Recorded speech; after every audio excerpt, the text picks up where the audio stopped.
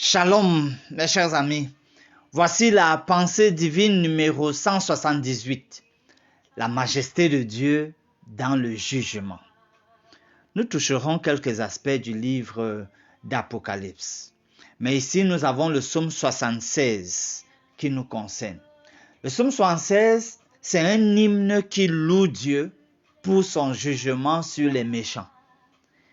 Il est ainsi dépeint comme le guerrier victorieux. Il y a une question qui est posée au verset 8 de ce psaume 76. Qui peut résister quand ta colère éclate? Et je vous pose la question. Qui peut résister si la colère de Dieu, quand la colère de Dieu doit éclater? Ce qui est intéressant, c'est qu'on trouve un écho de cette question exactement telle qu'elle dans Apocalypse 6, le verset 17. Apocalypse 6, 17 dit « Car le grand jour de sa colère est venu, et qui peut résister? Qui peut résister ?» Le verset 17, c'est le dernier du chapitre 6. Et juste après, donc, au chapitre 7, il y a la réponse. On trouve la réponse au chapitre 7. Le chapitre 7 d'Apocalypse mentionne les 144 000 avec leurs caractéristiques. Finalement, on finit par voir qu'il s'agit du peuple de Dieu scellé, qui a enduré jusqu'à la fin. Tenons par exemple le verset 14, où il est dit, je lui dis, mon Seigneur, tu le sais. Et il me dit, ce sont ceux qui viennent de la grande tribulation.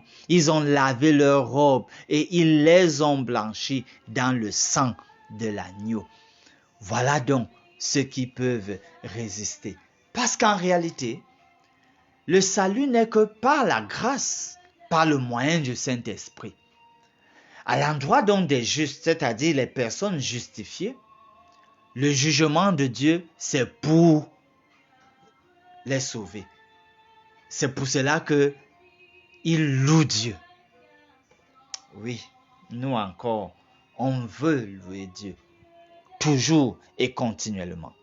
Prions. Majesté suprême, roi de gloire, ton nom est élevé sur toute la terre.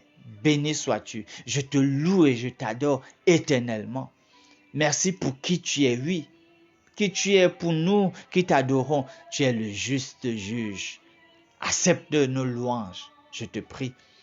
Daigne toi-même abattre l'orgueil de ceux qui nous persécutent et sauve-nous éternellement.